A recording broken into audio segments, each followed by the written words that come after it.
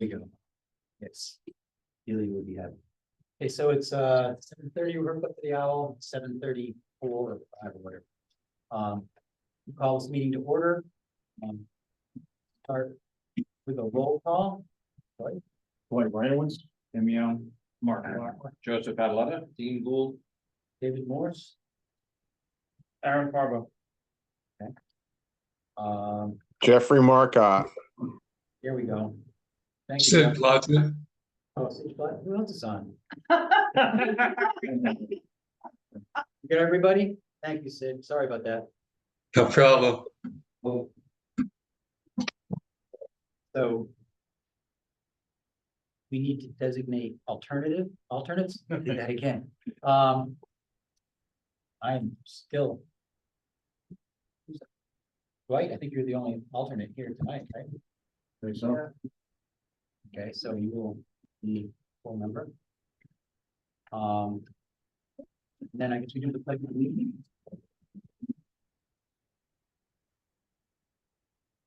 Pledge of allegiance to the flag Which extends one nation visible, freedom, just all.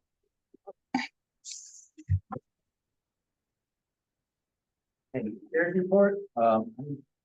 Thank you, everybody, for being here. Thank you, Jeff. Is there anything you want to say, Jeff? Can you hear me? Can you hear me now? Yes, I can hear you. I like to say greetings from sunny Florida. We were just north of the eye of the hurricane, but really didn't do a tremendous amount of damage. The worst part, we were out of power for a little bit, but we power back again and staying at my mother-in-law's, and things are good. Thank you, everyone. Do we have any citizens' comments? Yes. None seen. Do we need to approve the minutes from the last October 3rd meeting? We have a motion. Who moves it? Second, Any discussion? you just need the correct stewards. name.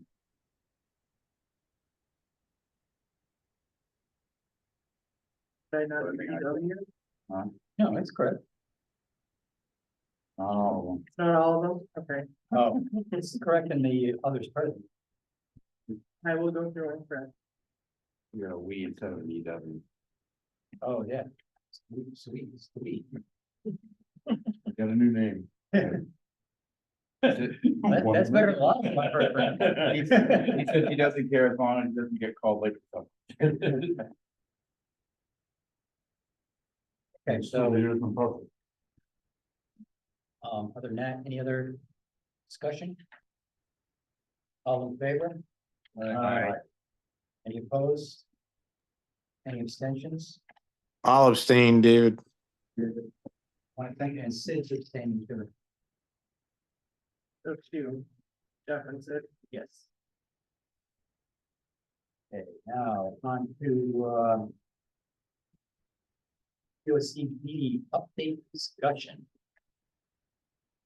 We'll turn it over to Delia. Yeah, I just need to figure out which one is working. Okay. It's not on my screen.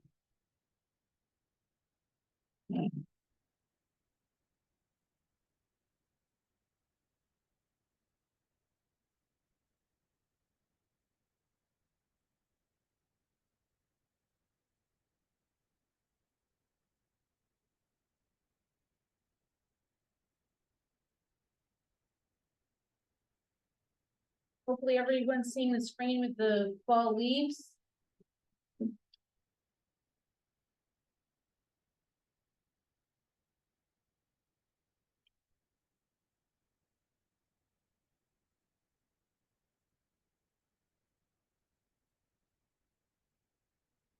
So I'm not quite done with the results of the survey. Some of the questions have hundreds of comments, so it's taking me a little longer to summarize them, but I'm look forward to having them for the next meeting. So before we get into the discussion on zoning, I want to make sure that we all start with a basic same understanding of what zoning is. I'm sure many of you, this is a repeat, but Woodstock first adopted land use regulations and had them for 5 years prior to adopting zoning for the first time on January 1st of 1992. Subdivision and zoning are not the same thing. Zoning regulates the use of the land and subdivision regulates the division of land. And a land use zone, a land use district, and a zoning district are essentially the same thing. In a tax district, even though it may cover the same part of town, is not the same thing. That is about taxes and zoning is about land use. Zoning is about the health, welfare, and safety. And the fact that someone pays property taxes does not grant them an additional or special property rights. So the current zoning map, which is on the next slide, we have the community district, the lake, and the industrial park district as actual existing land use zones or districts. The regulations themselves actually include text about other zones that have not been implemented, the Village Green District and the Cottage Resort District. So those exist only on paper in regulations because no one has made a zone change to affix them to the land. This is the zoning map, and hopefully you can see it with the 3 zones. The little tiny purple zone in south east Woodstock is the industrial park district, and the lake districts are in orange, which might be a little bit hard to see at the scale, but they are around the lakes, the same as the lake tax districts. In the districts, for the lake district and the community district, the uses are the same except for cannabis is added to the community district. So that's also something the commission may want to discuss during the POCD, because maybe you don't want to allow the same uses in both districts. But tonight we're going to focus on businesses. So the changes to both sets of regulations are done by the amendment process, and land use zones can be changed through a zone change process, which is very similar. They have the same public hearings that you would do for like a subdivision application where you have a public hearing. So the current new business permits that we have are home occupations, non-residential permits, which are for grandfathered uses, and special permits. And we've been having a lot of discussion in recent months about site plan review. So we wanted to talk about that tonight. Before we get too far into that, I wanted to go over why I think we should talk about businesses and business turnover. I was the town planner and the zoning officer as a town employee from 2006 to 2018. And in 2017, I did a review at that time of businesses that had closed or left Woodstock. So by now it's a bit outdated, but I haven't kept track of all the businesses that have left since I left Woodstock employment. But this gives us an idea of many businesses that closed or left. And I have reasons why I think they left. I didn't do an exit interview, so I don't know for sure why they left, but this is why they may have left. So there's personal reasons, there's reasons about the economy or the market. So for personal reasons, maybe the owner retired, maybe the owner passed away. They no longer want to do that particular business. Maybe the buyer was not from here, so they didn't want to keep the business here. And then there's the reasons about the economy and the market. They're no longer competitive. Maybe they have to relocate to remain relevant in their industry. Maybe it was an excess branch, like for a bank or something. The business was acquired by a larger business, and maybe they're consolidating or relocating for other reasons. And sometimes there's funding assistance for an expansion or to hire employees that would be available to a business if they located in the incentive zone, which is not in Woodstock. For our area, the incentive zone is along 395. When I say our area, I mean our corner of the state.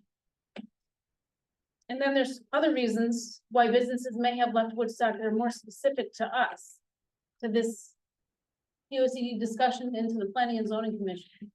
So if the business wants to grow or change in a way that's not allowed by zoning in Woodstock, or if the business outgrows its current location and it may be easier to relocate to another town where the process may be easier, or maybe they have different kinds of zones that work better for that use. Sometimes maybe that other location is more suitable. Maybe that business needs more foot traffic and they're gonna get that in another town. Sometimes, like I said, there's financial incentives. So the two here with the green arrow, there's where is an opportunity in Woodstock. So you could reconsider what you're allowing, like what kinds of uses in which parts of town, the process that you require. And all of those things are what you could do something about. You may not be able to do anything about the infrastructure and you can't affect the state's incentives, but you can do something about your regulations. So some possibilities would be the process and the application types in the zones. Maybe you have a mixed use zone, or I'm not in favor of a business only zone, but a mixed use zone where you have businesses and housing, I think would be a good idea, particularly in South Woodstock.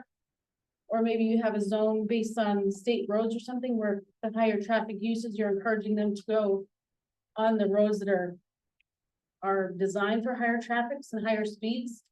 Doesn't mean that you couldn't have anything outside of that, but maybe you require outside of that by special permit, maybe site plan review for the lower intensive things in that area, which could be done as a zone or maybe an overlay district. Those are some things we can talk about. And Cameron was going to talk about special permits and then site plan review. So I just wanted us to look as an overview really fast about what we require special permits and what are required to get special permits. So this is a list of the 4 things that every special permit requires, no matter what is being done. If you're applying for a special permit of any sort, you have to complete these 4 tasks first, and they tend to be pretty expensive or take a long time. So obviously the Conservation Commission Development Review Checklist, we've gotten complaints about that in the past, that it is difficult to find. I mean, that is a relatively simple change, but things like the traffic report require hiring an engineer. Even if you're making no changes that would change the traffic, you're still required to do a traffic report. The A2 survey of the property, which from what I could find online estimates between $1,500 to $3,000 for an A2 survey. And can take several days for the surveyor and the engineer to put it together. And then public hearings. Public hearings aren't necessarily expensive, although the applicant does have to pay for them. But they can last multiple days. We've had it before where we've had a public hearing go on to a next one, and it can expand the life of a applicant. And some applicants might not be willing to put in that sort of time, especially for something that might be simpler and might not to them require that type of level of scrutiny. And yeah, I just wanted to add that sometimes the surveys cost a lot more than that. I heard for the McMahons for their horse business, horse boarding and horse back riding, their A2 survey cost 25 grand. and there are also additional requirements depending on what you're doing. So we also have zoning permits, which are our other option for special permits. There's a step below. These include non-residential, residential permits, and home occupation permits. Zoning permits are non-exclusive, so in some instances, you're going to need both a zoning permit and a special permit if you're required to. So there's an alternative that you could do it in a way so that you don't require another fee for a zoning permit for something that has a special permit. If you wrote your regulations in a way, maybe you could have the zoning officer just review to make sure that what's being submitted to the building department for the building permit is the same thing as what was approved. Now, the challenge could be that if there's been many years in between the approval and the issuance of the building permit, staff might have turned over, maybe they're no longer familiar with the special permit that was permitted. Something should be done, review, for instance, if there's conditions that need to be followed, or maybe a bond is required. If no one reviews that, and if it's been a long time, then they may not be familiar and that might get missed. But I'm not sure that before you go to construction, you have to pay another, say, $150 to go from the special permit approval to the building permit. just to get through the zoning review. So that might be another alternative. So what uses require a special permit? So obviously, anything listed under the article about special permits for the community district and the lake district. And then there's also different requirements for the industrial park district. Any grandfathered use expanding the use over 25% or more, a change in existing use that increases the intensity of that use, and then modifications of existing special permits. There are 18 uses for community district. I think they're listed out as well on this, so we can look at that. And then there's 17 uses for the lake district. The cannabis establishment is the only difference between community and lake districts. And then the industrial park has 3 specific uses. This is just a list of all of the things that would require a special permit. Just wanted to list that out so we all saw that.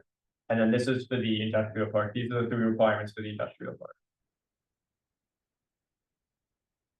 So we talked last meeting and we talked before about potential site plan reviews. And so what I've been doing is looking at what other places do for site plan reviews and what that tends to look like, and thinking of alternatives and options for Woodstock as to what that might look like for us. So many different towns use site plan reviews as a level of scrutiny above zoning permits, but something below a special permit. So if a change in use is not a significant change in intensity, if you're just changing the inside of it, or you're not changing the parking at all, or you're not changing anything, is a special permit really necessary? Could you go a level below special permit in that regard? Next slide. So some options of what a site plan review might look like. It may require a survey or site plan just with a lower accuracy class than an A2. An A2 is as discussed previously, is a pretty expensive accuracy class for a survey, but there are other options. You can do B, C, or D, which tend to be cheaper. They're less accurate, obviously, but if nothing significant is changing for the building of the property, why require such a high level of accuracy anyway? Sometimes don't require a property survey. They might only require a simple site plan, something drawn up by an engineer without a specific class required to it. And then a site plan review often does not include a public hearing. In some towns, it would be it's as simple as it could be reviewed by the zoning enforcement officer, but a lot of towns, it is a commission vote just without the public hearing aspect. So the commission would still get a chance to discuss it and go over it and vote on it. It just wouldn't require a public hearing. And when would this be required? Something like a business moving into a building, again, without significant outside changes, no parking changes, no structural changes. And a building that is just changing from one use to another. A restaurant going to like a walk-in store or something like that would be no significant change having to occur on the outside of the building.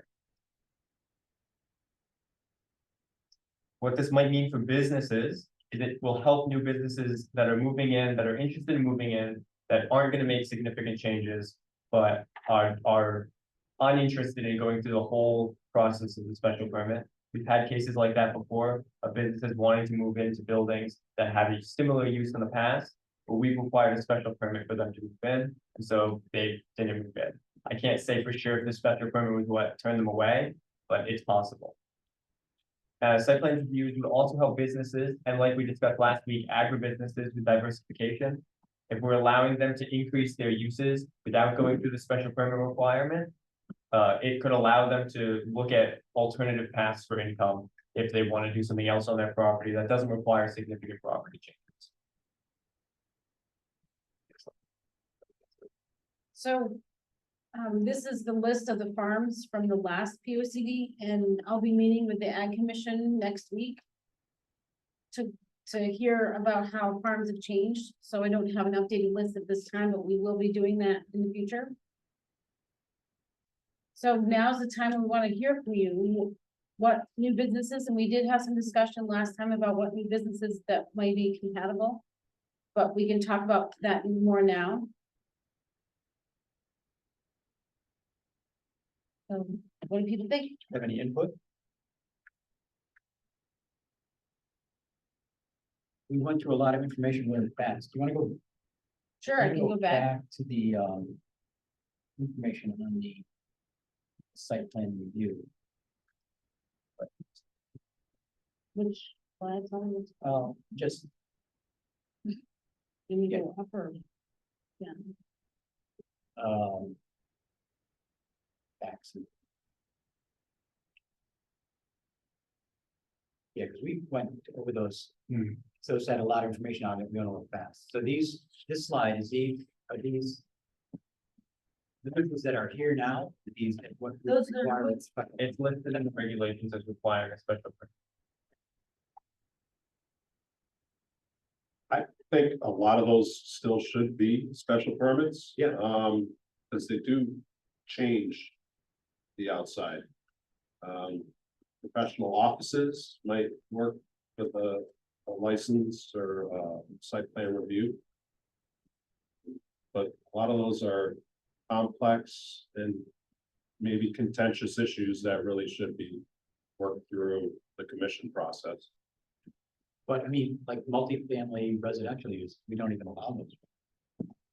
you Where there's like very- with a special permit, but their standards are so high that that's why they haven't been done. You need 10 acres, Okay, really big setbacks and separation distances. So that's what's making no one want to do them. I mean, part of the reason. you mentioned that what that we are requiring might not even be legal. You mentioned that, The state has changed a lot about housing recently, but I don't think it's illegal. It's just requiring 10 acres is. If the state does pass something, I'm sure that would become illegal because it's awfully large. And your setbacks, you do have a setback that requires the multifamily home, like for example, if this is a multifamily home. It's saying that the multifamily home has to be 20 feet away from the house on the next lot. If this is the house on the next lot, it's saying it has to be so many feet away from the structure across the boundary line to the next structure, which makes no sense. Your setback should go to the boundary line because of the neighbor built their house, they only have to be 20 feet away from the boundary line. And then if the multifamily home has to be, and I could look up the setbacks, but they have to be much farther. What if the multifamily home was built first? And then the house next door, they could only have to do the 20 feet, but you'd make the multifamily non-conforming. Every time you make it non-conforming, you're making it hard for them to do anything in the future because non-conforming uses have very little ability to expand. Sometimes they have very difficult obstacles in getting financing. And if you make something difficult to finance, you may make it difficult for anything to happen in the future for that property to be bought by someone who would need a mortgage. So if you're making it hard for someone to buy it with a mortgage, you're probably limiting that to people who can buy it outright, and they may not, sometimes they're not the best landlords. I'm not saying they're all like that, but for instance, here's your setbacks on multifamily. You have to have 10 acres to start with, and then you need 200-foot setback from the front boundary line, which is much bigger than your setbacks for anything else. For your houses in a subdivision, your front setback is only 50 feet. So your multifamily has to be 200 feet. That seems excessive. And your side setback and rear setback is 75 feet, except if it's saying that distance that goes across the boundary line, which makes no sense. That one is.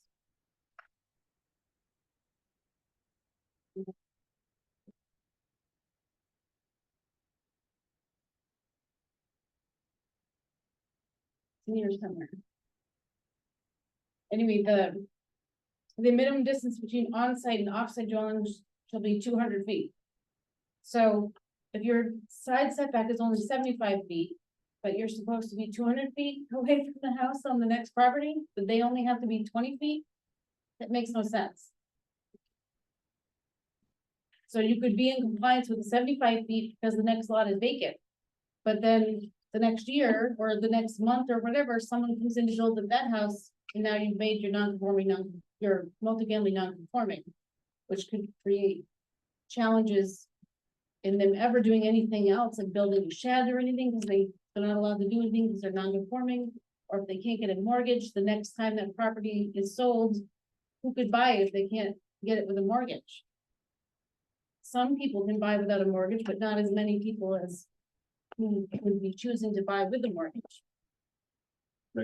Interject too. Another concern from an environmental standpoint is you're pushing this deeper into the woods.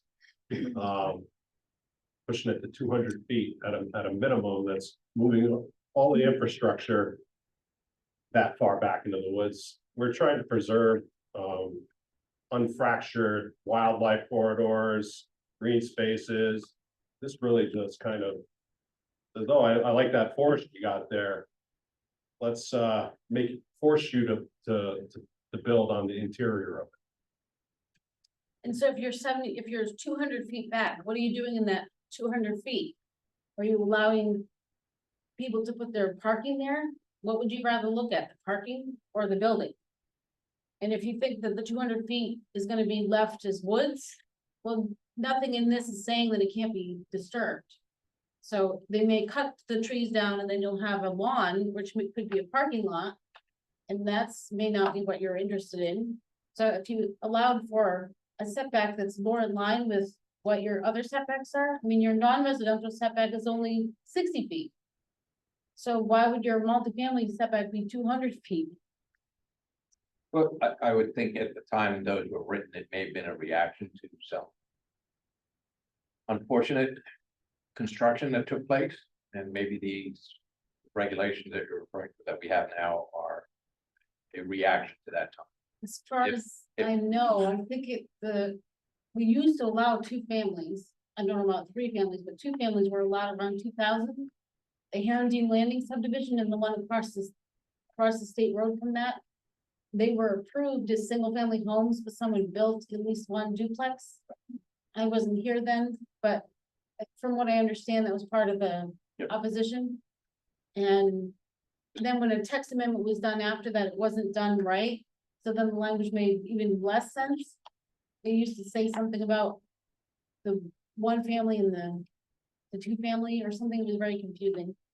So what I'm gathering from this discussion, and maybe what commissioners would want to think about in the future, if we want to have allow multifamily housing, which may be one discussion.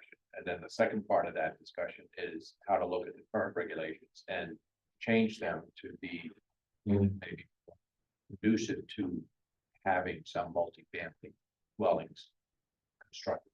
Whether or not that happens, is a different story, but Right. it's allowing. I wanted to have a discussion focused more on housing in the November meeting.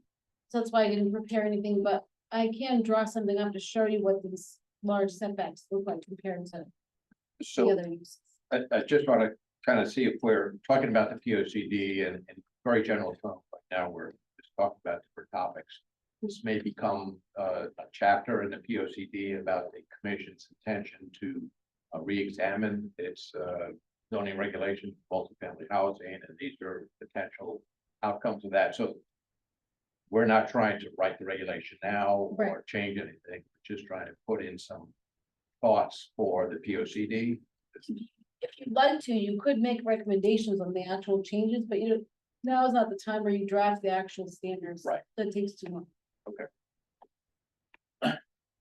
Delia, for special permits, you've been saying that some people have been turned off by coming into town with business. They come in, they're looking at special permits, they're like, oh, we don't want to go through that. What types of businesses have been looking at special permits and saying, oh, that looks like it's too much for me to even bother with? You have any kind of idea of what? The types best of example would be the Stonyfield Farm yogurt, which I didn't turn them away. I explained what the regulations were.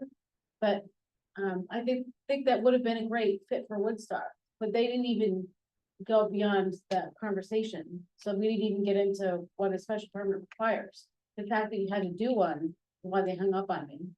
But Orange Art, they were a business that sold specialty art products. And when they tried to close, I didn't speak to all the potential buyers, but they had many. And they claimed that they were told things that I've never said, so I don't know who they were speaking with. But I spoke to a few different people, even met with one of them who had a business in Putnam. And I went to his business in Putnam to see what he did. And I met at the town hall and we went over what a special permit would be. And he didn't want, he even came here to talk to the commission, but he didn't want to go through it. This is which guy? Yeah. So there was a couple of other ones. Is there recently a lizard breeding request that we might have? There was a person who started out asking if he could do a home occupation for an animal breeding. He has bearded dragons. But that would be like 80 bearded dragons. And then he would be selling. There was also something about 100, I can't remember which one, but he had an awful lot of bearded dragons. And then he had turtles, but he said he wasn't gonna sell the turtles. They had 40 turtles. And they were gonna be rehoming some of them, but they were really their pets. I had to check with the State Department of Agriculture, because when you're breeding that many animals, I wanted to make sure I knew what the rules were. You actually have to have a pet shop license, and their idea was that they would breed them and then they wouldn't have customers come to their house. They would either FedEx the dragon to the customer, which you're allowed to do, I guess.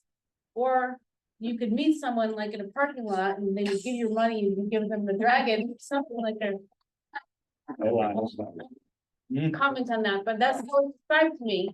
And so I checked with the state and they said you actually have to have a pet shop license and you can't do it that way. They have to go to your business and you buy the animal that way. And then I asked about the turtles because I thought, we're having these dragons and they're outside in pens. What if they get loose? Apparently they can't live below 60 degrees.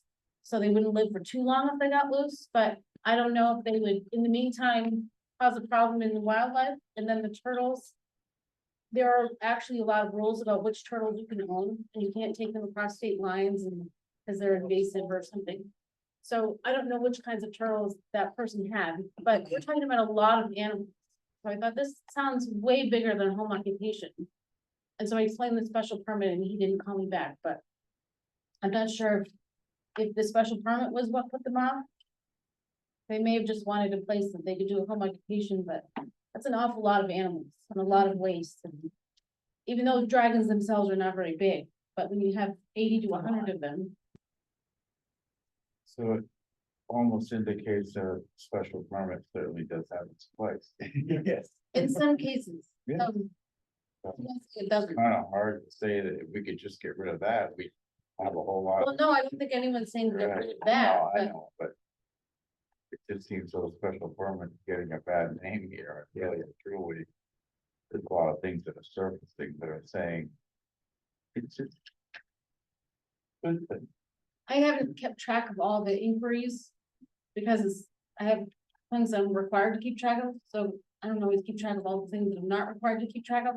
But there are businesses that have called us and met with me over the years. That when they find out there's like umpteen zones for businesses in nearby towns, they can go over there. And they don't need to get a special permit.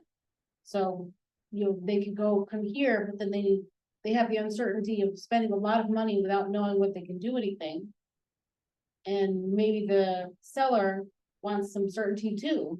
So maybe they're not willing to have a conditional thing where they'll sell it to you, we'll go through with the deal if you get approved. Some sellers may not be interested in that. Is there a process that would allow us to review this stuff?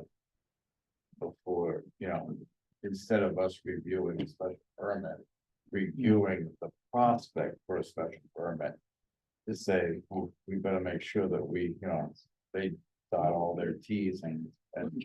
Staff and we're available at NECOG to help Dan. Or if you wanted us to review it as staff person to see that they've submitted what's required for, say, a site plan review. But I passed out some information to discuss tonight. Just a quick question, while we're talking about special permits, just want to understand that there are conditions on a special permit that can be waived if the applicant requests the waiver. Is that correct? Not conditions. Well, all right, then some of the, So the application requirements could be waived. okay, But in order to get the waiver, people have to wait to the end of the process and the commission votes on them.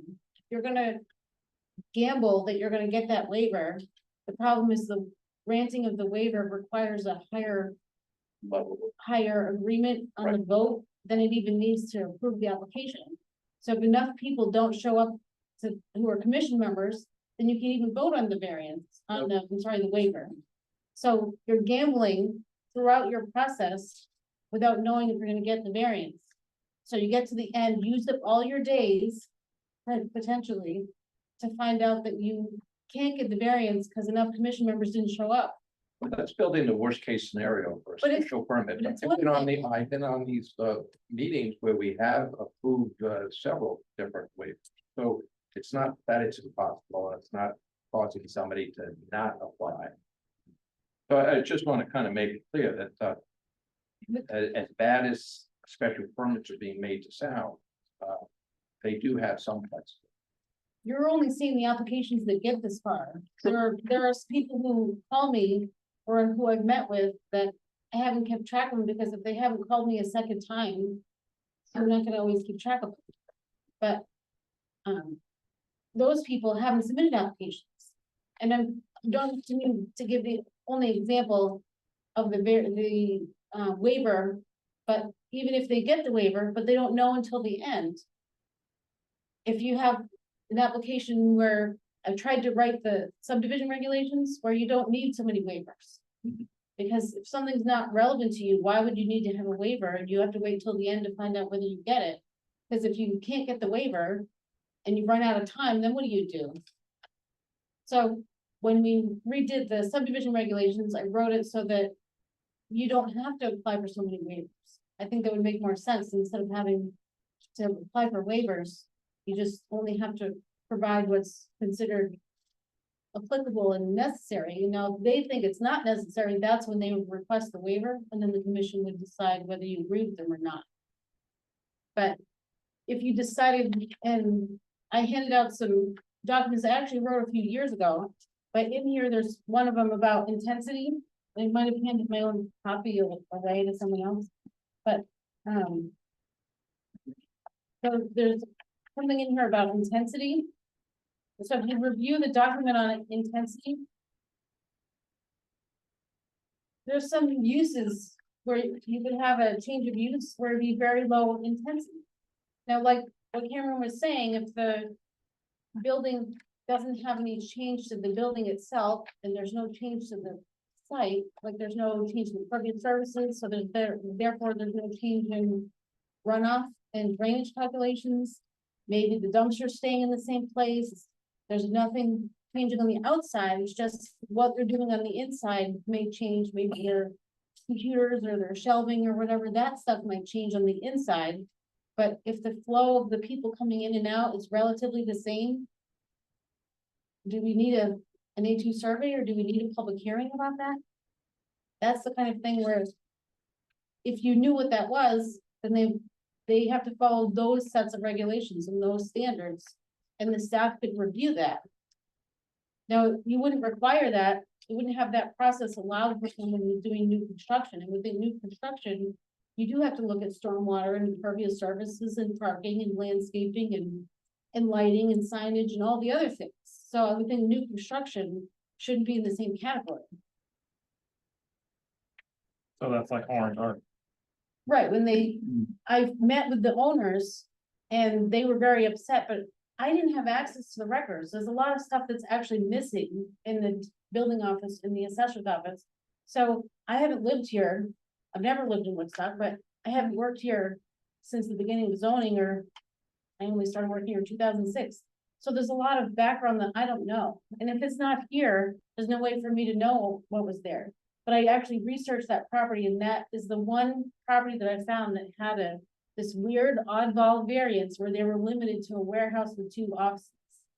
So had that not been the case, they should have been able to go from their business much more easily to turn over to another business, like one of the businesses that had called me about them. And I heard about other businesses that they said were interested that never called me. Now maybe they spoke to someone else, but someone had called them to about I think there was an adult daycare, and there was a vet. I did speak to the vet, and I thought they were gonna go through with it, but they never came back. Right. But there was a few other ones. And there was a cannabis inquiry. That might not have made it to you. I may have talked to someone, I don't remember. That was really early on. That was real early. And So- there was before the 9/11. So now, well, we wanna, as far as this relates to our P O C D. We put in our P O C D that we wanna focus on. Looking at changes to our. Reviewing our special permit program and seeing if we can make some changes that would benefit businesses moving into town and make it easier for some smaller businesses to move into town. So we don't need to go through all the regulations right now. We just want to, what in our plan. We want to say that we want to make it, review our special permit process. See if it needs revision and if we can make it more, make our town more business friendly.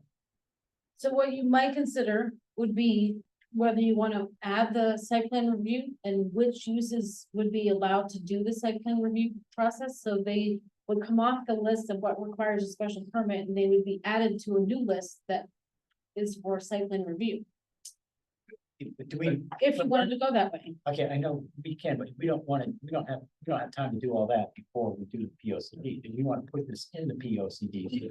If you chose to, you can make a recommendation about creating a site plan review, and you may make a recommendation about. Well, that's what I was saying. We'll make a recommendation to review our special permit process and see if we can add a special permit, site plan review for other systems. Make, isn't that, I'm saying the same thing, right? Yeah. Yeah. So, So I mean, we don't want to get too much into the weeds right now as we try to draw out this P O C D. We want to get a general directions that we can, and then focus once this gets done, and then we'll have a list of things to do. We'll focus on site plan review and special permit process. Similar thing we're talking about with the housing, we'll make a recommendation to look at maybe review our multifamily housing. And if that needs to be changed or amended. I think you would go beyond and saying review it. Because I've seen that. These general statements already in our existing P O C D. Review this and then nothing happens. They would think you'd want to make a recommendation a little bit closer to what you actually want to happen. Okay, well, we can do that. I mean, I'm sure between all of us, we can come up with a statement that says. Maybe put in some of the different options and say, we need to look at these options. For the, to make, if we need to amend our. Rule. Right, and if you wanted to do something, for instance, create a mixed use zone, you could make a recommendation of where that approximate location would be. You wouldn't have to say, just consider zoning. I would think you would have a little more fleshed out of what the recommendation would be, and I'm not pushing you towards that, it's just an example. Okay, but I'm saying that we're on a time crunch on this P O C D too also, right? So. The more into the weeds we get, the longer it's gonna take. So I understand what you're saying. And then maybe we can say, I don't know if we should be saying considering actual zone, or we can, we don't, we don't have to follow. We can just say, we're gonna consider this there, and then. When we look at it and say this is gonna be fit, it won't be there, put it somewhere else. But I understand what you're saying, but we also need to get through this process so we can get it done. Couldn't we just make a simple statement like create a permit in between a zoning permit and a special permit and just leave it as that for the P O C D?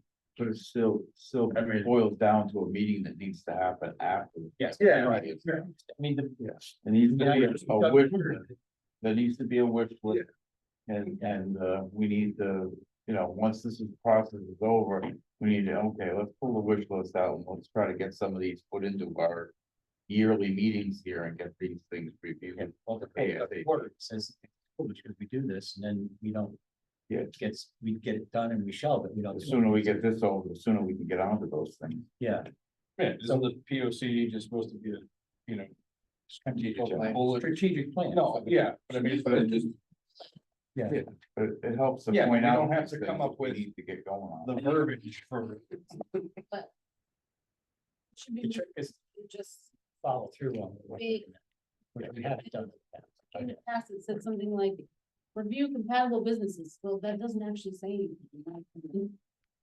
Well, no, that doesn't, but I'm saying to come up with a permit in between a zoning permit and a special permit. And then you might include what you would want it for, like, not every last, shoe store and bookstore or Mhm. whatever, but you could say, if you're allowing it, like, is the idea about intensity?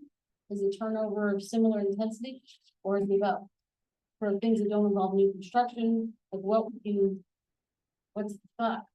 Mhm. But you have stuff that you take homework, you can take home and read all of these things, and that will help, I'm hoping it will help you in deciding which way you want to go with it. I just want to remind the commission that the DA had put out a letter a while ago and then reissued it more recently about comparing.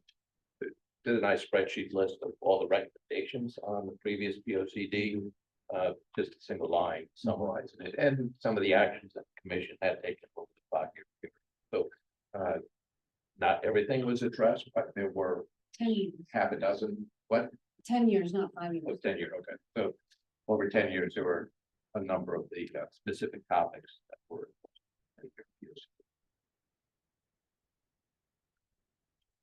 Okay, so on this, we should, before our next meeting, we should probably all just kind of sit down and look and think, and maybe even just draw up some ideas and some statement that we can, something we can put in our P O C D, so that we can have, if we come up with a bunch of ideas, we can throw them out and really can do their magic stuff and make sense of it. Will Dave be able to write kind of a structure on that? I mean, that's what I we're can, engaging them but, to do. I wrote all this stuff years ago and it never went anywhere, so before I work on it, I'd like to know what direction you want me to go in.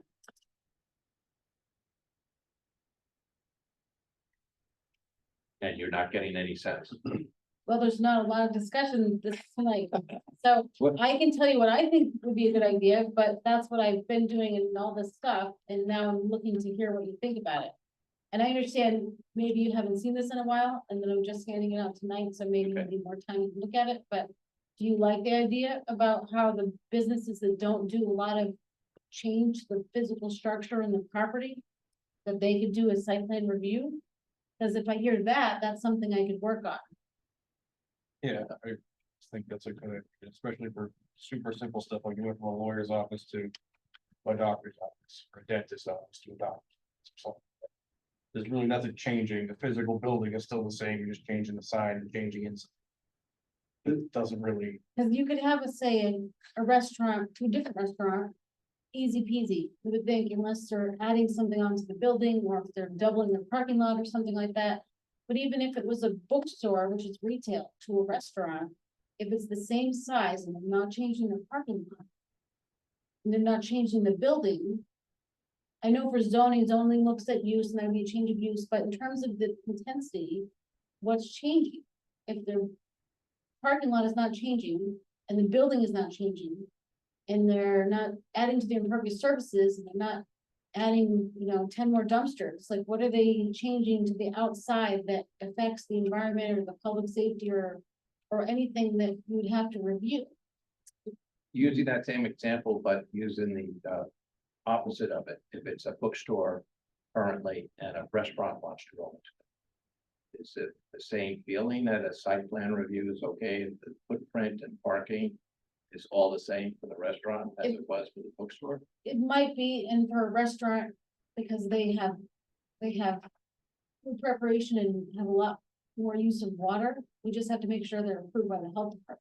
Where bookstores just have a bathroom and like a hand wash and bathroom. Typically, hours of operation would be different.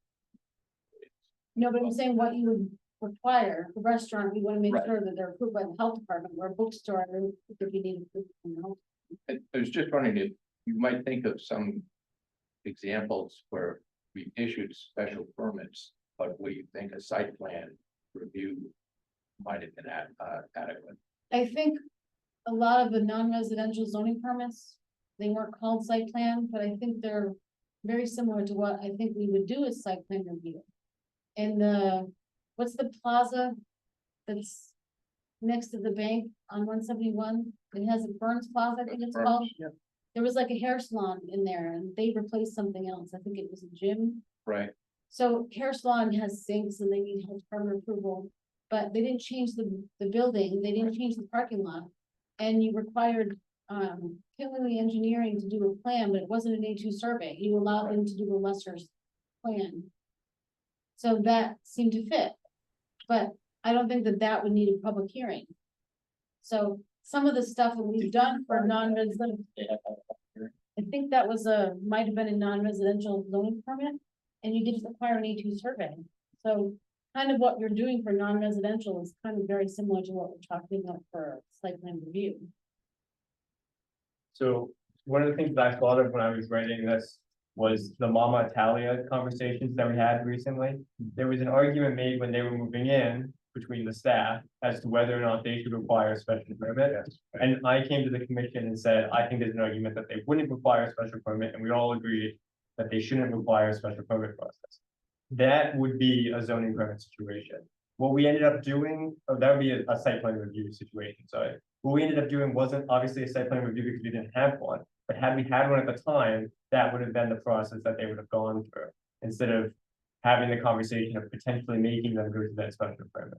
and the special permit argument was because they were looking to expand the parking area, because it was a restaurant to a restaurant. Yeah. So that wasn't, And they were looking to expand their parking, but they weren't adding any impervious surfaces. and that became the special condition that didn't require the special permit. Yeah. By not paving the back parking area. Yes. And they had already used that as parking in the past, and there was a restaurant there, so it was restaurant to restaurant. Previous space that was parking many years ago was gonna be used for parking, so I felt like if they were gonna change it to impervious surface, it should be reviewed for stormwater, because you don't want that water causing a flooding problem for the neighbor, which sometimes happens when you change what happens to your own stormwater, where does it go? It ends up in someone else's land. But if they're not changing the impervious surfaces and they're using what was used for parking, it's still being used for parking, it doesn't even seem like much of a change, just the previous restaurant, which had been closed for quite some time, is gonna be replaced with one that's gonna be open. And that was an argument that sold. And we didn't do our, special permit. Was Bradford Standing seen when they were looking at that property on Brockway, were they gonna be required to go through a special permit modification on that one? Is that the dirt road that, Yeah. Yes. so that was a special permit for many years Yes. ago for the car garage that was there, That's modified. so they did the modification. So I, like that, I think would be a good example of one that probably didn't need to, because they were using a garage just as a warehouse. Right. That was an existing special permit, so. No, I get that. Yeah. But I'm saying that shouldn't have had to come back here as a modification to it. It could have been a site plan review and just been done with, because it was just a garage to warehouse. Can a site plan review modify a special, existing special permit? If you guys wanted to. Interesting. So for slightly different zoning discussion, when you were talking about cannabis, the attorney had said you can limit them to state roads. So I'm thinking, why not consider a business overlay zone on the state roads, where if you're doing something that doesn't involve a massive amount of construction, maybe a site plan review on the state roads, and you'd have to decide how far back that overlay zone would go. So it's not changing from community district, you can still have houses, and still do agriculture, but you might be encouraging the businesses to go in the roads that are meant for higher traffic. So then you're not encouraging a business to go on a dirt road. I'm not saying you don't have you may still allow the special permit outside that area, and then you're not taking anyone's right away to apply for the special permit. But you might be encouraging them for their own good to go in a place where their customers can find them.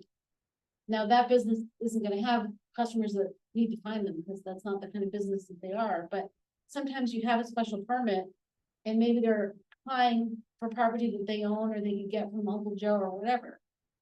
But maybe it's in the middle of nowhere, and is that really the place where their business would thrive?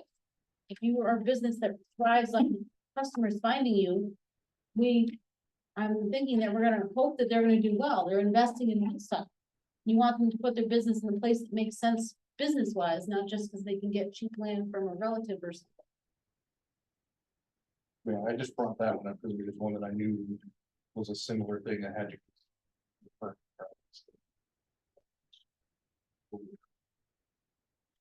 Not necessarily just. But if I had some free time, which I don't know that I will have anytime soon, but I could try to go back through my notes and in minutes to find other. Either preliminary discussions or other phone calls that I've had with people. About what kinds of things and whether they come in or not. We had, what was the name of the printing company? On, Exact, yeah, so they had sold. And that exact property set, corporation, Route 998 West Woodstock. it went closed quite some time ago, and we had someone come in who wanted to do something different, the drumming circles and the yoga retreat kind of stuff. And someone before that wanted to do CBD oil. It wasn't cannabis, it was more of therapeutic oil, I think, for other purposes, not the getting high purposes, but, so. Both of those discussions, I didn't think were very receptive. But But they were, no, the CBD oil never came back. And the drumming circles, I think she wasn't permitted, although I don't know if she's actually in business. She was. But it I wasn't, believe she was limited, she was not permitted for a lot of the stuff that she wanted to do. right. But in terms of, like, I don't know that they're a brownfield, but they would be a property that could be reused. Sometimes you'll have a property that could be a brownfield, sometimes you'll have what's called a gray field that's not contaminated, that's already been developed. We would like those properties to be reused, because then you're not going out and developing raw land and causing a new environmental impact. So if you can encourage the use of existing non-residential properties, that would be a good thing. They're not always gonna exist in South Woodstock, or you might, if you decide to put a business zone, or maybe not be on a state road. But I would think it'd be a good idea to reuse what was already impacted. Brownfields are good for solar sites.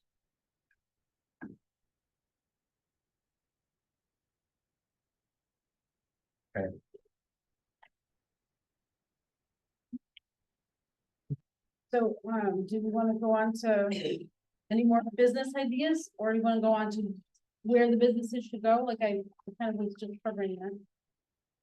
We can touch on that again. So you're talking about overlays. Which is kind of on the state road, just kind of like, It's, think of it as like, a second layer. Like a layer of butter or something you put over an area of town, and it doesn't change the zoning underneath. It adds something to it. Only in that area.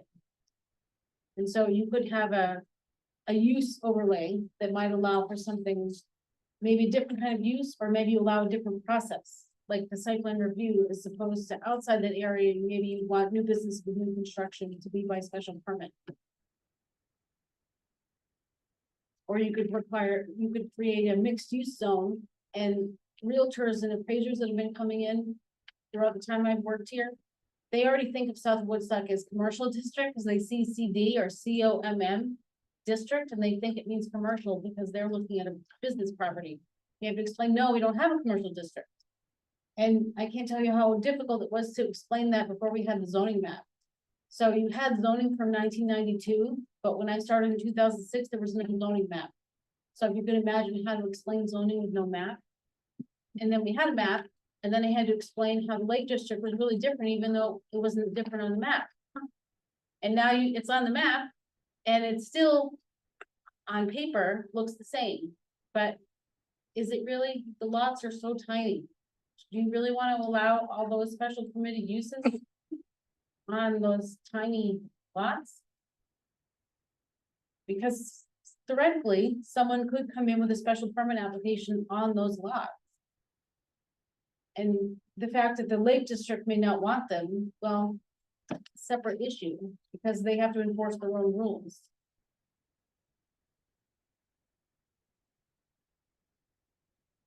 there are obviously a number of businesses throughout Woodstock, but trying to envision where the concentration is, I think South Woodstock is clearly an area of concentrated Do you have a businesses. map that I can show you about that?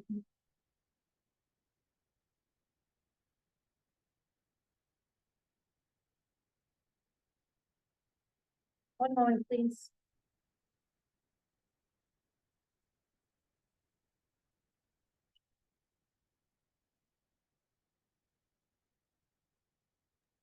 Dave, Yes, Dave? go ahead. Yeah, go ahead. I would just be cautious about steering commercial development along state highways. I think there's plenty of examples in Connecticut of that failed strip development, which results in curb cut after curb cut after curb cut, which I think slows traffic down, causes congestion. It's car-based, not pedestrian-friendly. If you want a local example, you can just jump the state line, look at Route 6 in Foster, Rhode Island, where what is there has struggled. So many businesses have folded, and they've even tried to get away from that strip zone along Route 6 to create nodes or intersections, which they feel is more effective. Okay. That's a. I Something to would consider. suggest some strip development, but. Well, I think Sid's point is that you can get that if you have a business overlay on your state road. You get business, you concentrate on state roads and you get the. I don't know if it would happen if you don't have the traffic that Route 6 has, but I understand what he's saying, is that then you have all the businesses concentrated there, then you slow traffic down to pulling in and pulling out, and create a congestion, congest the area. If you look at our state roads, I don't think that it would ever happen here because of like the rivers and streams. Like if you drive down a state road and just look at what lots could be developed into any normal business type of thing, there's not that many of them. You know what I mean? Like you go down 171 and you have spots that are not conducive to putting a business on. There's very few. Which is our situation specific in town. You know what I mean? There's agricultural, a lot of the land is already used for agricultural, or it's wetlands, you wouldn't be able to put a commercial business in there and that side, you know what I mean? So it very limits what would be allowed to develop. But even if it's agricultural, not development, just sold, it could be, if somebody wants to spend the money. Right. It could be developed. I mean, you know, unless it's protected, that it's always a potential business there. It could be sold and developed. You know, there's no, who knows what's gonna happen in the future. So like the lot that's for sale right next to Trackers or Terminus or Sherman Field, that's a relatively large piece and you could develop it, but really what company is going to want to invest that type of money on that road? You know what I mean? Like what businesses would want to come in to the road spaces that are there? You have to go all the way out there to get to it. It's just not really conducive, even if it is agricultural land for big businesses or strip malls. But it could be a good area for multi-family. It could, What which we need in town. in terms of the, Be a good Idea. place for a brewery.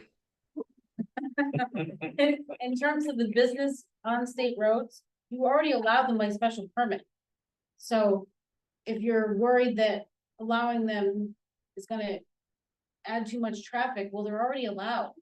I'm not suggesting that you allow new construction with very little review. That's not what I'm saying. But No, but it's. Right now, you allow them everywhere, including on very small roads, and then you have a lot of people who come out who are concerned about fast traffic on their small roads. Well, state roads are designed for higher volume of traffic, and they're wider, and they're designed for higher speeds, not that we want anyone speeding, but they're obviously designed for higher speeds than the small local roads and the dirt roads. But it sounds like what you were suggesting for an overlay zone was to encourage a certain area for businesses to feel encouraged to build it. As opposed to the other places that are more remote. And it doesn't have to be along the entire length of the state road, you might choose smaller areas. But, and it's not saying it's worked out terribly, but you'd sometimes have a business that's proposed in a remote location on a smaller road, and that's, I think, why you have people coming in who are upset. And they feel there's all this traffic gonna be driving by them when maybe if there was a zone where they were encouraged to go, they would put their business along State Road where it's not narrow. I think the density argument that we use for residential, there's services, there's this for here, where there's things are clustered. I think that also makes sense for commercial. Do we have like a heat map of where most of the commercial activity is? That kind of, This tab is a little difficult to read because I don't have all the, I'm waiting to get a complete list of the addresses for the businesses. But right now, if you can see the brownish, the top one on the right column, that's the residential. So when one step down is the teal, that's the commercial businesses. That gray purple color is the industrial. And we're gonna be redoing the map to just show businesses, but I wanted to wait until we have the list of addresses for businesses, which we'll be working on that map soon. So I think if we had a business overlay, at least somebody who's coming into town has a place to look, be like, oh, look. They're encouraging businesses to be here, whereas right now, if they look at the map. There's nowhere, it doesn't point them anywhere that's. Particularly for that purpose, at least if we had an overlay, we'd be like, hey, look, your business can be located here where we want you to be. Not that you necessarily have to be there, but if somebody's looking at the town, they could be like, oh, look, there's actually a business zone and you can put commercial businesses here. And I think it would encourage, somebody looking at town to be like, oh, look, they actually have a business district or commercial district where they want places, businesses to go. Whereas now it's just, there's nothing, they look at the town and they're like, well, where would I put my business, Could the zone be designated as like professional uses only, lawyers, hairdressers? You could, I personally think that a business only zone is not a good way to go. That's where I think you would concentrate the uses. If you don't want to have concentrated uses, don't think you want to go in that direction. And also you're making it, or you have to put your business here and your houses over there. Mixed uses, because we already have businesses and houses throughout the town anyway. It wouldn't be as big of a change, but if you have a business only zone, anything that's not that use becomes non-conforming. Didn't mean a business only, but only certain kinds of business. Yeah, you could do that. It could be mixed use, but only limited to professional office buildings. Okay. And this, an overlay doesn't prevent a company from putting a business on another road. It just might be more stringent. But it might limit different kinds of retail operations. Large, if it's a certain professional type business only versus retail. What do you mean by different kinds? Like a dollar. You can't limit it to like a chain business or, because that's not allowed, but it would be by use if you wanted to go by retail uses, or you could go by size. Retail use over a certain size could be in this zone, and the smaller ones could be in another zone or something like that.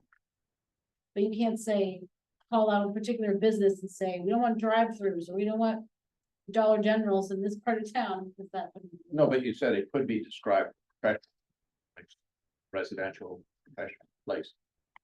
Right. Okay, good. That can exclude retail.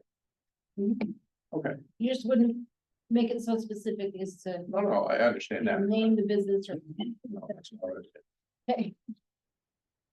Dave, Yes. you're talking about the plan of development, and shouldn't you be entertaining some kind of conceptual vision or review for what you're going on with to extend or adjust the zoning? That's what we're trying, I believe that's what we're trying to get at. Okay, well, I'm thinking I'm listening to everybody talk, and you all got great ideas, but it should be, can it be bottled down to some kind of conceptual approach that once it gets through that conceptual approach, then it would be handed off to the commission to deal with. Yeah, I think what we're trying to do is, what Tilly wants is ideas that we can put in kind of a focused plan in the COPD. Not COPD. Got the right letter. Almost. Just to, The plan, so that when it's done, we can actually have kind of a blueprint. And So I think that's what we're kind of working. Right, so if I hear a consensus from you, I could start drafting the P O C D level of these things. We're not gonna get to the part where you're doing the amendment. But if I hear what direction you wanna go in, then I could draft something up for you to look at a future meeting. Well, so, I mean, I think we seem to be kind of interested in the business overlay. And correct me if I'm misrepresenting what we're doing here. Kind of, we're interested in the business overlay, and we're also interested in the, yeah, site plan review. Site plan review. And multifamily. And multi, Yeah. well, I mean, that's kind of, we're on businesses right now, but also, you know, looking at multifamily housing and that kind of stuff will make it more. So either you're looking for like a direction you want us to go with for the site plan. Right, so are you thinking of like the intensity, Yeah, whether it's based on use or whether it's based on the intensity level? Like if, by intensity, I mean, if I they're would not, say the base of the fence. If you're looking, and so what I mean by that is if they're not changing the building. Yeah. They're not changed, which means if they are adding onto the building more than just an entryway, like Richard Kryzak, he was the assessor, but he also owned a business on the corner of Barlow Cemetery. 169 and, was it 169 and? I thought it was on Barlow Cemetery towards 171. He was running that out of his barn. We had another business that was on the corner of two state roads. I think it was 197 and 169 or something. You're right, yep. So I don't know what they did, something industrial in there. And so he wanted to Do put, electronics, yes, yeah, they would actually take the boards out of old PCs and VCRs and everything. And they had machinery that would cut down all the solder joints, and then they would recycle all the components that were on the board. and so my point was that he put an entryway so that you would, just like upstairs in the town hall, when you go in the front door, it's like an airlock or something, so that you can be more Right. energy efficient. I don't think that needs a special permit, even though that is technically an addition. But that's not an expansion of the business. It's just energy efficiency. If you're adding a room to expand your business, that's different than if you're adding a door or an entryway or something. So if you're expanding the size of your business, like with the building, if you're expanding the parking lot, if you have a restaurant, if you're expanding the number of seats by, I don't know, something more than 5% or something, maybe that's where you require a special permit, because you have to look at waste disposal and impervious surface and runoff and intensity. That's the kinds of things you need to look up for health, welfare, and safety. But if you're not, no one's doing those things because they're just buying a building and moving their own stuff to the inside of the building, even if it is changing from a from a lawyer's office to a small bookstore, they're not changing the parking lot. Does it matter if the lawyer had daytime hours and the bookstore has evening hours? I mean, it's still the same number of parking spots. So those are the kinds of things that, I mean, I could draft something and then you can see what you think about it. Yeah, I think that'd be great.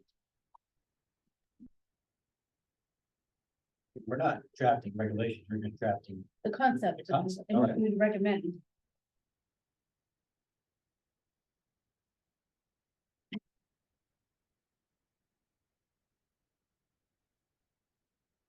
So you can read the stuff that I've handed out.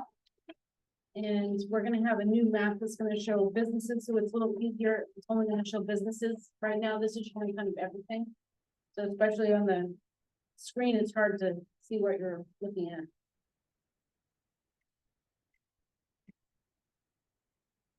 Does anyone look at the map some more before I change it? Does anybody want to remember? Oh, sorry. Yeah, it's gone. Good. So now are we on to number 2 under 5B, number 2 there? Find your business two.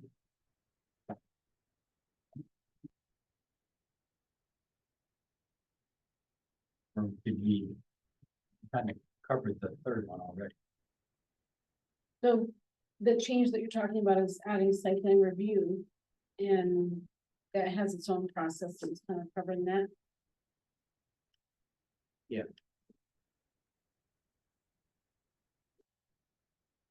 So on the farms or businesses too, we don't have any regulations on, or very few on farm. We talked about this last year or the year before on farm stores and farm stands and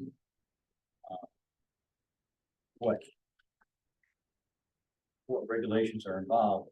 We never moved forward on it because a bunch of other stuff came up. So, and you have that farms or businesses over here, so we should probably have something on that in POCD.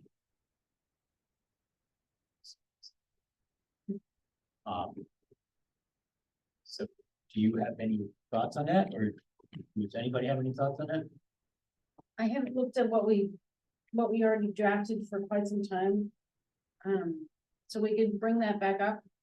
And I was thinking more along the lines of how the farms might want to add uses to their property. Yeah. It may not be about, Yeah, we had a good discussion about growth, diversity. Yeah, just last meeting or the meeting before. Tim had a lot of it. But that's also another thing we'd like input from the Ag Commission on. Sorry, Well, no, just input on farm stands and farm stores and the different levels of stores that, we're looking at. We have everywhere from guys growing vegetables in their backyard with a little stand up front to Tim's, yeah. It's not creamery, and the farm to table market. farm to everyone. So we have different levels of intensity. Do we need regulations on those? Do we need, if they're gonna be up to a certain size, go wild, and if you get to a certain point, just have some regulation. I'm not saying we need to have permits, but this is something that we should discuss so that when people are doing it, there's some direction that they can take. You probably get a little bit better input, after next week. We meet next Monday. The deal is coming, so, I'm sure the Just majority of the just trying to meeting give you things to will be, where we need concerned with guidance. conversation over that subject. and it. Mentioned last week, I wanted to do a survey of businesses and farms, but I've been working on all the stuff so far. I haven't had a chance to write the survey. But when we have the results of that survey, we'll hopefully have more input on what the farms might be interested in doing and what kinds of challenges they're facing.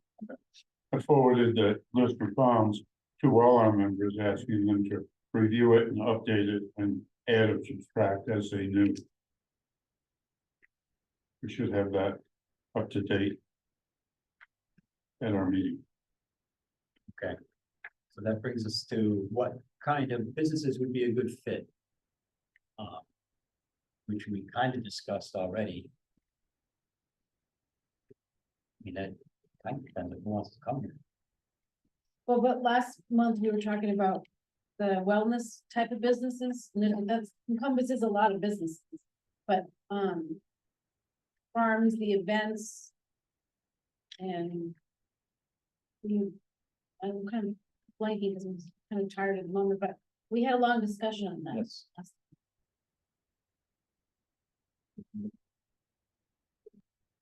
Yeah. Joe mentioned professional businesses, and I think that there might be a list of professional, doctors as wellness, but like lawyers or some sort of, professional meeting businesses that would like to come out to our quaint little town if it has a build already and have an office there, and that would be low impact and great for the town to have. So professional type of businesses should probably be considered as a good fit also. Evergreen Manor has that. They already, What is Evergreen Manor? right next to, beside, elementary, middle school. Middle school. Off, What's the name of that funny name road? Yeah. Lilligren Lilligren. Lilligren Road. Oh, that was the development that was It's a big house, I Big think. house. It's that house, it's just residential, there's no anything. in there. So, That's very good with the Answering service. Yeah. Before that. it was subdivided into all. At one time it was Maybe proposed not now. for senior housing Right. over 50. Yeah, not just the residents. Wedding venue salon thing, but she couldn't get the financing, so she didn't go through with it. That's another topic too, venues. You know what I mean? Like that's an up and coming type of thing, just event venues. We We have get a asked about beautiful town and that's something that if it's proposed right. To be a real asset, bringing people in and bring our farms and our beauty there, because that's what they want to see for events. The venues is another topic of discussion. When it comes to our zoning, like we don't have specific standards on lots of uses, but I get asked about venues a lot. There's someone who has a property in mind, it's in Woodstock, but there's no way to get to it in Woodstock. You have to go through it from Thompson. And they called me and I went over all of this in January, and then they called me back a couple weeks ago. And the way they described it is, okay, I'm ready to submit, and I'm like, okay, well, what do you have for me to look at? Oh, do I need to do something? And I was like, I already have a survey from like 15 years ago, is that good? No. So this is where, because they're going from a farm with a barn, they don't even have access from Woodstock. They don't even have frontage on a Thompson Road. They have what looks like a common driveway or something from their property out a stretch into Thompson, to the Thompson Road. So that's where, that needs some review. And I explained how, well, you have to prepare an application that complies with the regulations, and then I can review it with you. You don't even have a concept. I have nothing to even talk to you about. And they were like, well, I do real estate, and I know all about this, yada, yada, yada. I'm like, okay, well, I don't have anything to look at with you yet, so, call your engineer and surveyor, and they'll be all happy to meet with them. But they've called me a few times now, and they still don't have anything for me to review. I got a question in regard to the survey. Now, she said she had a survey 15 years ago. Was it an A2 survey? What kind of survey was it? I don't And think he why? knows, but he knows what so. Okay, because I'm thinking, I mean, It was an if A2 there survey. was you should a still be- good survey done, why can't they just get a boundary re-identification? What they need to do is show on the survey the new stuff. So if what they show is the barn and the house and the driveway, that doesn't show us where they're putting the parking. Where are they gonna have the wedding venue? Is it gonna be in the So barn? you're looking for a plot plan. I need them to show the new stuff they wanna do, not some old stuff from 15 years ago. So if they wanna have a wedding venue, where are they gonna put the parking? Is everything that's happening there gonna be So in it's the not barn? just a They need survey, a it's tent. also a plot plan. That's a It's a plan. site plan that goes with the Yeah. survey. So they need, Survey's pinned the property. something to show me what they're proposing. And he didn't Yeah, so you, understand that. you're looking. But even though I told him all of this in January, he calls me back saying he's ready to go, but he has nothing to show me. And I'm like, again, when I already explained this in January. So. But I get asked about wedding venues a lot. And then that was around the same time that someone called me about this Nexit house.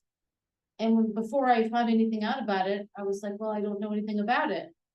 But then I researched the town, they have nothing, but the property owner was, through their realtor, was able to provide me the background of it. So now that I know, I can explain to them that if they're doing as similar as what was there before, they don't need a new special permit. If they're building a new building or they're paving a parking lot or something, that's different. Is there a special permit existing for that building? No, they've been in existence since like 1934. Yeah, okay, that's what I didn't think. And So somebody buys that and wants to basically do the same thing there. So they need a special permit, or would that be No. grandfather? it'd be grandfathered. But there should be a record of it, because it's really hard for the zoning officer to enforce something when there's no record. That's why I appreciate, even though it was a headache for Orange Art, Mr. Dexter, that each provided affidavits of what they were doing and how the use is compatible with Orange Art's affidavit. And I think that that's a way to approach when these when there's a gap in the historical record. I mean, I only have 3 file cabinets in my office. And Which is funny, cause that's not what I had when I was there, but I don't know what happened. I don't know what happened, but I inherited 3 file cabinets and only 1 file cabinet of wetlands records. So there's a, Because everything else is digitized, right? well, there's a gap there. Like I've been recreating that record. Have you checked in the vault for that? 'Cause I moved a lot of that into the vault before you came. Yeah, that's the first stop. Some of them. But you don't, and the stuff that, there's houses that don't have any, or places that haven't had a building permit record in a long time, or anything in the file. We need kind of more information. It's just what it is.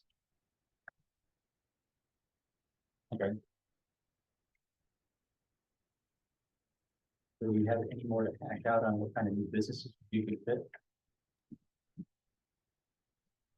I can't help but think that,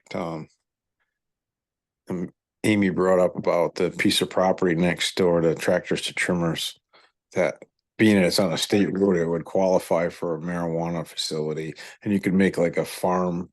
You could have a marijuana maze instead of a corn maze, and you could actually have weddings there. You could like parlay that whole piece of property into, I guess I'm dreaming. Too much sun, Marcotte. Yeah.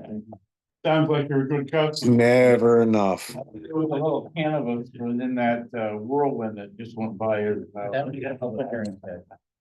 That would be a public hearing to end all public hearings. Okay, so are we ready to move on to new business? Are you set with what we got? Yeah, Okay. Is there any new business? Hearing none, move on to budget review and bills. We we go over again. I'm not sure what last time. vote, okay. Sorry, just leave it right. First one. Well, the date and then time, I couldn't see where I was pointing, but you know. In the vicinity.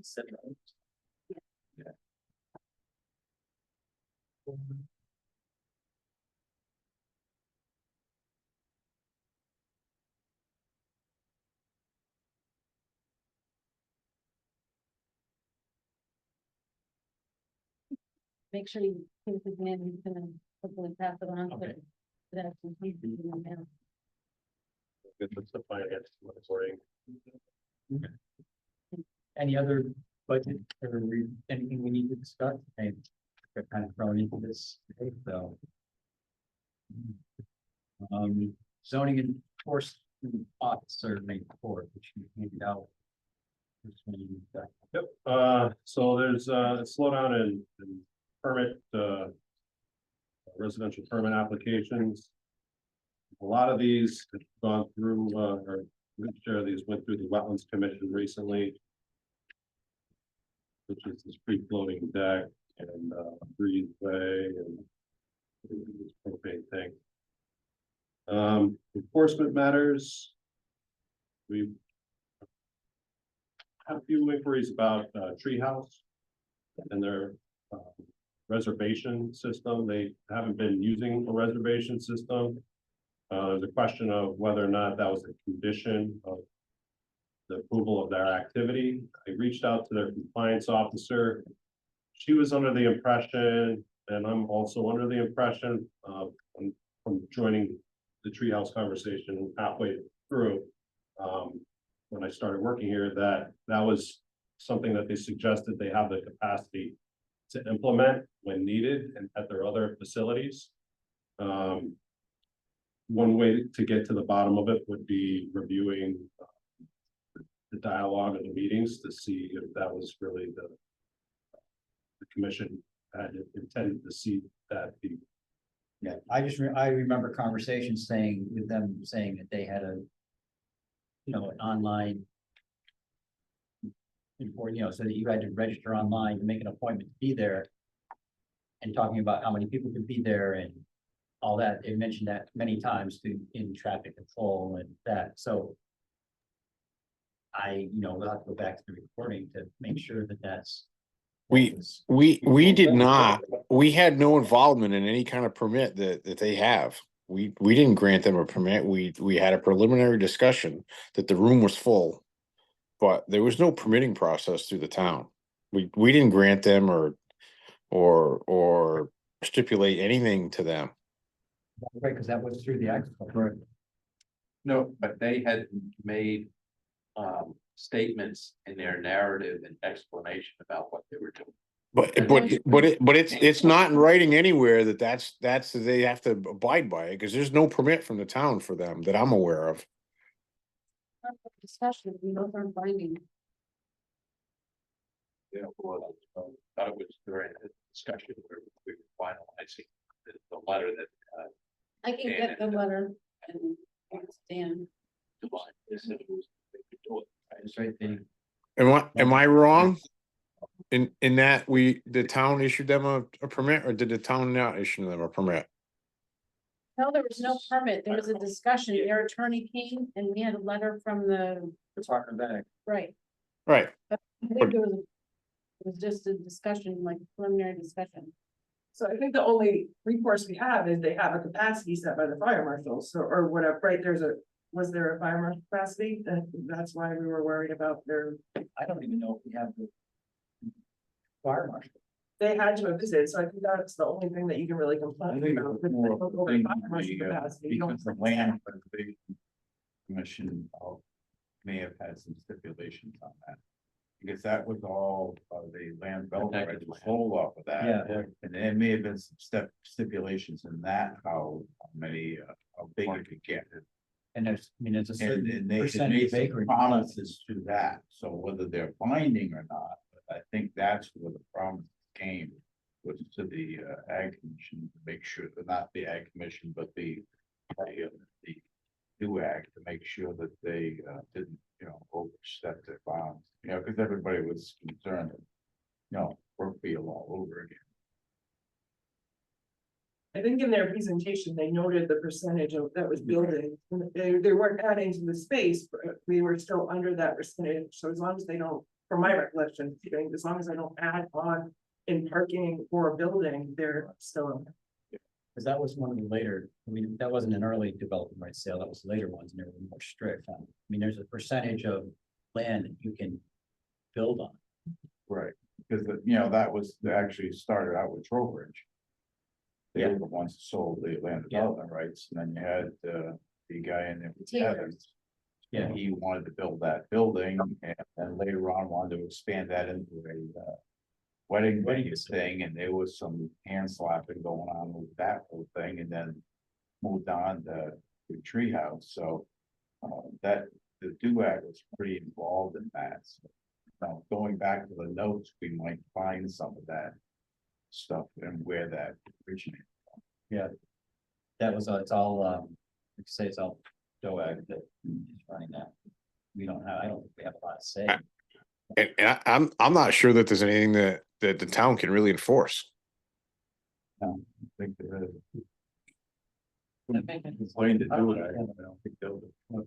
How can the state just overrule anything that the town, like, how can? Because it's agriculture.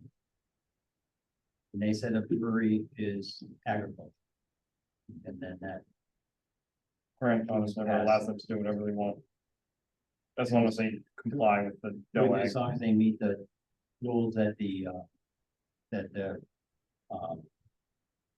development rights that are sold, the rules and regulations, which are fairly strict. So what's the complaint? They have a lot of traffic there or? No, just, I always. We were under Joe and I were under the impression that they said that they were gonna have a online registration to get tickets to get in. But then they were talking about it, but then, as we said, there was never a town permit issued, so there's no regulation that was enforced. They said enforced. So they definitely do have the online system. I know that for sure. I know they have it. They just don't, like, if you go and register online, you show up there, nobody's checking for anything. If you don't register. And if you don't register, you can show up, yep. But is the volume really high? No. Yeah, there's a lot of people there. They have a giant parking lot way in the back there. I was there last Saturday or Sunday, one weekend days, was mobbed. There wasn't much parking left on the way back. Waited in line for like 15 minutes to get a beer. It's pretty crowded up there on the weekends. And if you'd like to see where their parking lot is, I'm pretty sure you can't park cars on, It's all the way in the back, you drive around their new white barn, the whole way to the very back. There's a giant dirt field back there that they have. Something that really should be brought to the attention of the. I think that parking lot's been in existence for a while in the back. But I mean, there's specific, because I have my land development rights sold, and there's a specific map. That only allows for so much of certain types of soils.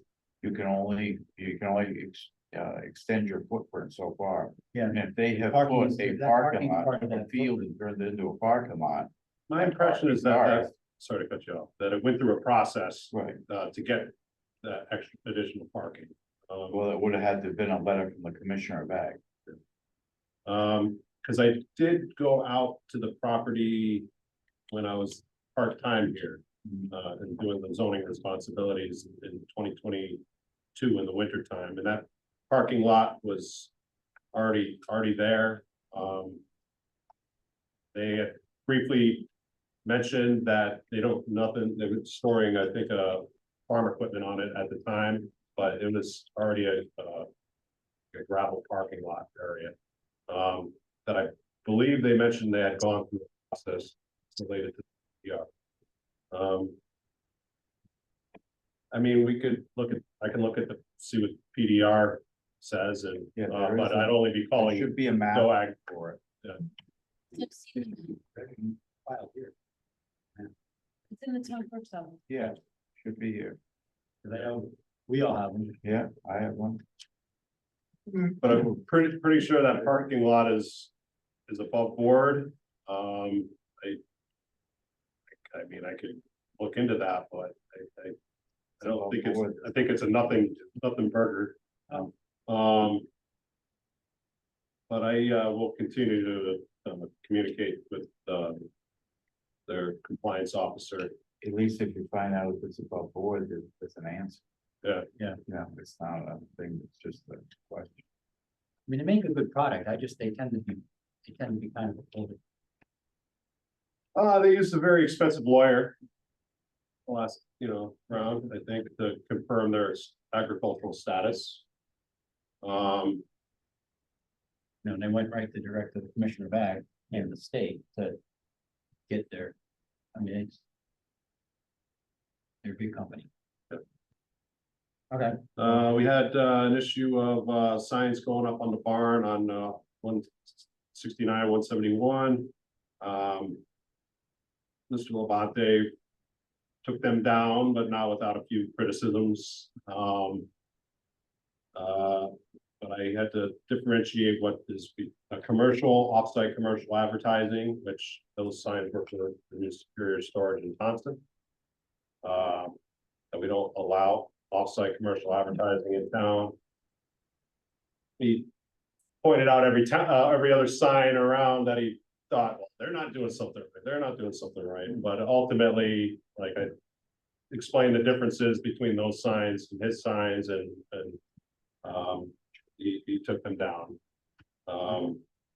As much as I want to see that business thrive over there, I mean, really should be advertising over there. And if our rules don't work for, that, then we can't, it's not good form to do that here. Speaking of signs, those two signs were removed. A sign did go up, at the Mamma Mia building for, the other tenant. I think it's called High Heaven Studio. I don't have a signed permit application for that. I reached out and left a voicemail. If I don't have, and left clear instructions, if I don't have, signed permit application when I get back from Casio. Send a request for voluntary compliance. We had a shed that was built, within a setback, and, that also needed wetlands permitting. That has been, received went through the wetlands process and, the shed has been relocated to, compliant, setback.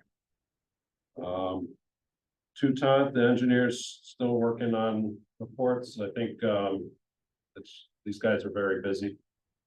This Killingly Engineering Associates, or Tebow is working with, Mr. Two-ton. I don't have any updates there. We did take in one bond, for Dwight's neighbor. An ENS bond for $5,000. They're looking for their CO there, and still the need for the ground cover to establish. Get a moment to it. We received a bond for that. It's been pretty crazy here with wetlands. Last month it was 13 applications on their agenda. And that's the most in a month in the past decade. We're at our highest permit total for yearly in the past decade on that commission. I don't know what's in the water. Do wetland applications typically precede some other kind of building activity? Oh, yeah, so some of the permits, Paul Bordage, who applied for a zoning permit for a free floating deck. Had required wetlands. Okay. Up of fungi. Beaver Dam, I think. The Rio Builders 101 Trip Road or Breezeway, that was worked within the upland review area. That required wetlands.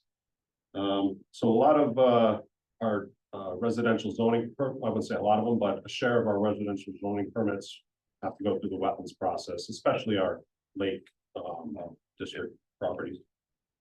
So that's some hot button issues with that commission that are still taking up a lot of office time and getting a lot of public inquiries. Roseland Parks new plan. They have been on the wetlands agenda to repave certain areas of the roadway within upland review area. It's a bit contentious. And there may be an appeal to a decision there, but so it's kind of the wetlands side of things have been kind of up here lately. Tracy's been out this week, but she gets back from England on Monday, or to the office from England on Monday. I'll be out of the office next week for Casio session 2. It's the Connecticut Association of Zoning Enforcement Officials, their certification process. This is the second of 2 week-long sessions.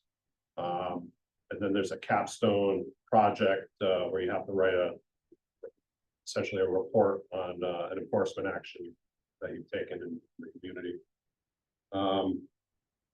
And upon completion and approval of your capstone report, they'll get you your letters at the end of your name for CZEO. How'd you do in your exam? The session 1 I passed. Oh, good. They don't, it's pass fail. They don't give you what you did wrong or what you got right. They just let you know that you passed. So I'm thankful that they quickly arranged the second session for the fall, because COVID kind of disrupted their routine with that, and it took a while for many people to get their certifications. You might be able to get all these accomplished in 8 months calendar time. I'm hoping to have pass this course next week and have my report audited or whatever by the end of the year. Congratulations. Thank you. It's still a little ways to go. But I don't have a substantive case by case report for you this week because other reports dominated this past week. But I'm happy to look into anything or take any questions. I think at this stage, probably anything that you ask, I'll have to look into. You know, but I'm happy to do that. And The Wetlands Commission also, while circling back to POC conversation, they wanted me to bring this up for the zoning. They were wondering if new maps would be created for reference in the POCD, because all of our maps that we have online right now are, I think, at least 10 years old. What maps are you talking about?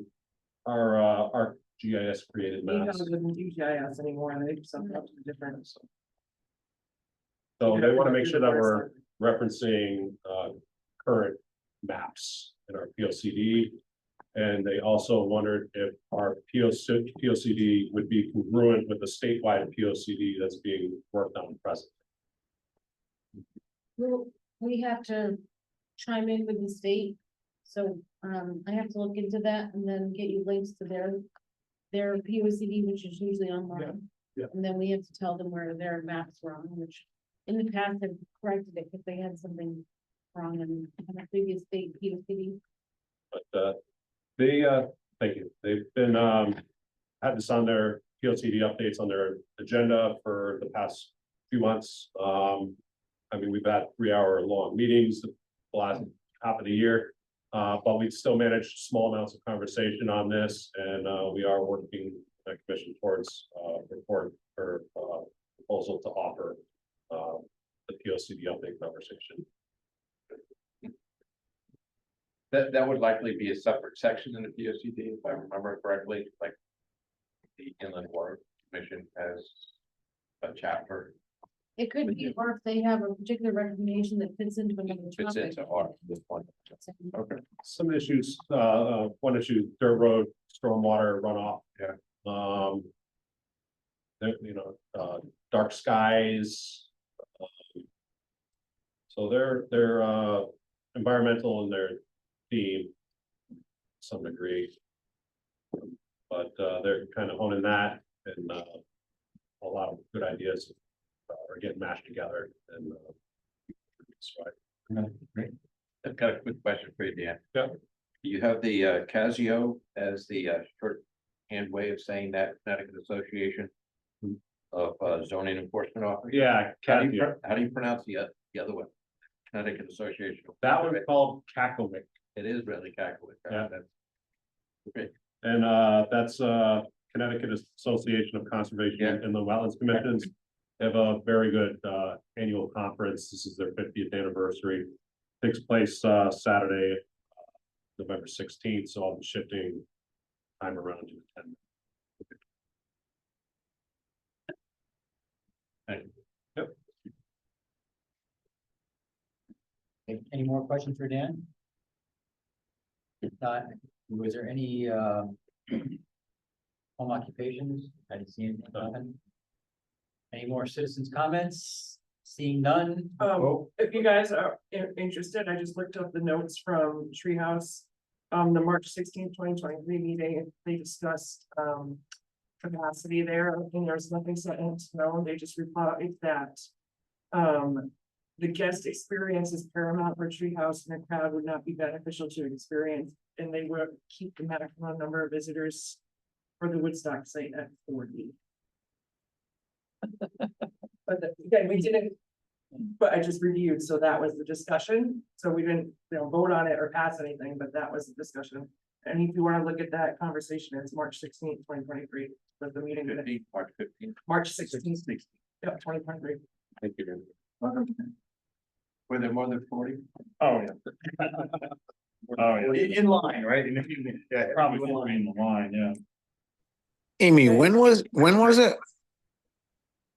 Those minutes were from March 16th of 2023. There was a whole preliminary discussion with Treehouse. It's like 3 pages of stuff. Probably went on for more than one meeting. You go That's back- that's not the night though. The room was packed. That was 2 or 3 years ago. That was before COVID, I even think. Yeah, we had more times where it was talked about. All right. Thank you. Okay, I guess that brings us to Move Mr. to Young's adjourn. birthday. Second. All in favor? Aye. Opposed? So moved.